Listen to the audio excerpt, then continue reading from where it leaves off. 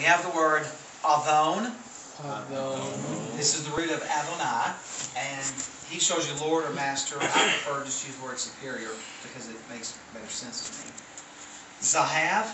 Zahav. Gold. I love Zahav gold. So I remember that. Coal. Coal. We've already seen this, all or every or whole. Kesef. Kesef is money or silver. Oftentimes you'll find Zahav, a Kesef, gold and silver. Or Kesef, that's Zahav, silver and gold.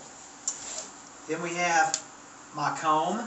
Makom. And that's place. I have a personal thing in the city called Makom, but anyway, it's the place where I got Dairy Queen. Then Ebeth is a slave or servant. Here's the difference. Voluntary is servant, involuntary is slave. Then Gaal. Have y'all heard of the word Goel? The Goel, Redeemer? This is the verb form, redeem. Gaal. Then we have Chatzak. Chatzak, which is to be strong or courageous. Naphal is to fall. This is the root of the Nephilim, which is oftentimes translated as giants. They fall, but it can also mean they can fall like in warfare. And then Avad. And that's serve, work, or worship. And notice it is the noun from Ebeth. Or excuse me, it's the verb. Avad is the verb, Ebeth is the noun.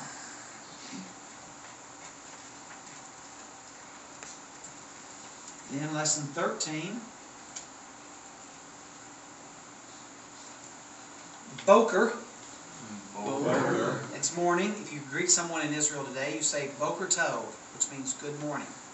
So Boker is the morning. And if you start playing late, you can play Boker until the morning if you have enough chips. Chodesh is new moon or month. They followed a lunar calendar. It's a 30-day calendar. So that's why it's the moon or the new month.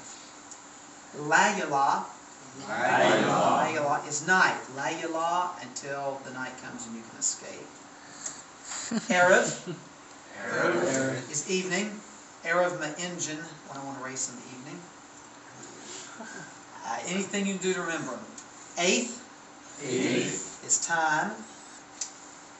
Bara means to create. It is used only with God as subject. And this is how Genesis begins. Bereshith bara Elohim. That's man with hearts. Chata.